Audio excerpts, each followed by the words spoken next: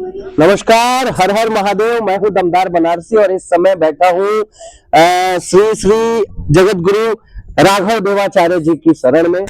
बहुत बहुत प्रणाम गुरुदेव, आपका आशीर्वाद हम सभी बच्चों पर बना रहे बराबर। महाराज, हम चाहते हैं कि इस महाकुंभ में आप यहाँ पर वास कर रहे हैं प्रयाग में, तो महाकुंभ की महिमा भी कुछ बताएं। पहली बात तो मैं सबको आशीर्वाद देता हूँ। हम सब प्रयाग मास में कहते हैं 12 साल में जो कुंभ पड़ा है ये महाकुंभ है। कुंभ का अर्थ ही घड़ा है। उस घड़े को अमृत का घड़ा कहते हैं जी। जहां जहां अमृत बरसा वहां महाकुंभ की परंपराएं चालू हुई जी। हमारा इतिहास दोहराता है कि एक समय अखाड़ों के द्वारा ये कुंभ लगाए जाते थे। यूना अखाड़ा, दिगंबर अखाड़ा, निर्मोही अखाड़ा, निर्माणी अखाड़ा, ऐसे बड़े बड़े अखाड़े कुंभ लगाते थे। माने हम लोग उसको लोग खालसा कहते हैं, हम खालसा ना कह के कैंप कहे हैं। वो कैंप लगाते थे। उस कैंप में सारे साधु आके, पूरे विश्व के साधु आके तपस्या करा करते थे जी। तप और ध्यान किया करते थे और देश के लिए अच्छा सोचकर हवन पूजा पाठ करके हमारे देश की उन्नति की बातें करते थे। वहाँ संस्कृति, पर्यावरण और धर्म की और संस्कृति की चर्चाएं हुआ करती थी। आज हम यहाँ सब जो इकट्ठे हुए हैं इस महाकुंभ में, प्रयागराज में, तो आज यही चर्चा पूरे कुंभ में हो रही है। आपको मालूम है प्रथम स्नान हम लोगों का हो चुका है, जो 14 तारीख में हुआ है, मकर संक्रांति के दिन जी। और बड़ा शांति पूर्वक ये स्नान हुआ है।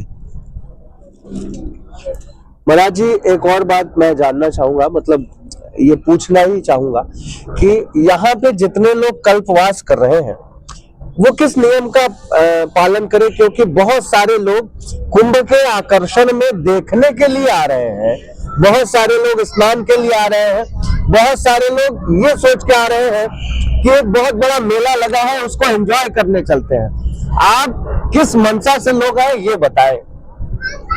सबसे पहली बात तो मैं एक बात कहूंगा जी, धर्म संस्कृति ये बांधती है, जोड़ती है और हमको धर्म और कर्म सिखाती है। इसमें किसी प्रकार का मनोरंजन नहीं जोड़ना चाहिए, क्योंकि ये मनोरंजन नहीं है, ये तपस्या है।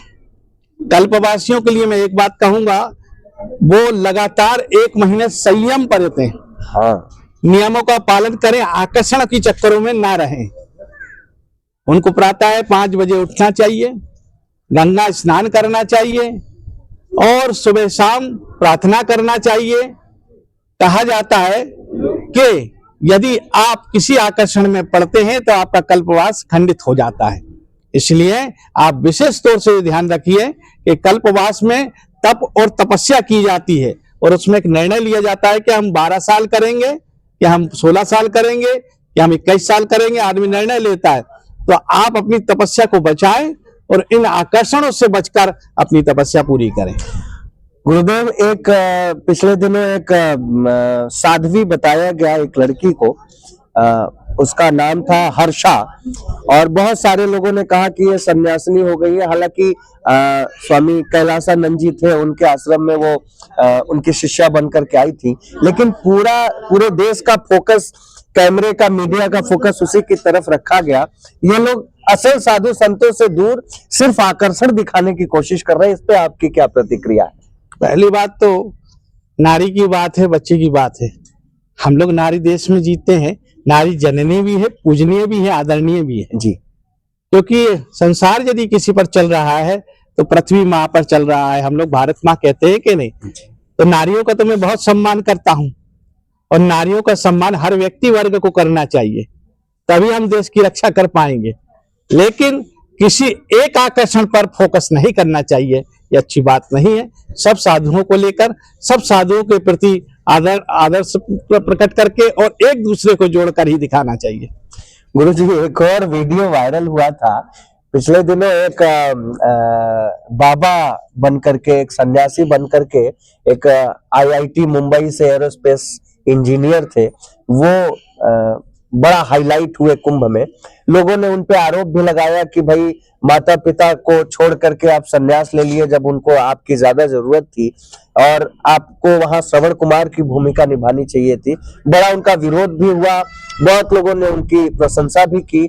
आपका क्या मानना है गुरुदेव कि अगर कोई व्यक्ति के मन में संन्यास लेने की भावना आती है तो उसको क्या देखना चाहिए? परिवार का पक्ष सोचना चाहिए या फिर अपना जीवन लगा देना चाहिए हरि भक्ति में? देखिए, दो कारण है। यदि व्यवस्था ज्यादा है तो संन्यास ले लो, कोई नहीं रोक रहा, ज्यादा भाई हैं तो माँ की सेवा हो जाएगी। यदि आप प्रथम ही बालक हैं तो माता पिता को लेके संन्यास लेना चाहिए, माता पिता को छोड़ के नहीं। क्या बात है गुरुदेव। अंत में मैं एक छोटी सी बात आपसे और पूछना चाहता हूँ। हम सबको पता है आपका आशीर्वाद कितना फलित होता है। 2014 में जो वर्तमान प्रधानमंत्री जी हैं नरेंद्र मोदी जी, उनको आपका आशीष मिला था, वो प्रधानमंत्री की गद्दी पर बैठे थे। इस बार की क्या भविष्यवाणी करेंगे? इस बार जो चुनाव आएगा केंद्र में, और केंद्र से पहले 27 में ये योगी जी का चुनाव होना है, तो आपको क्या लगता है कि क्या ये बीजेपी सत्ता में रह पाएगी या परिवर्तन की कुछ दिख रही है? आपकी भविष्यवाणी क्या कहती है महाराज जी? अभी तो एक बात कहूंगा, 48 तक कोई की बात मत करो, बीजेपी की ही करो। हाँ, मैं ये नहीं जानता कि मुख्यमंत्री कौन होगा क्या नहीं होगा, लेकिन मैं ये जरूर जानता हूं कि अभी बीजेपी रहेगी और 48 तक रहेगी। हर हर महादेव। बहुत बहुत प्रणाम।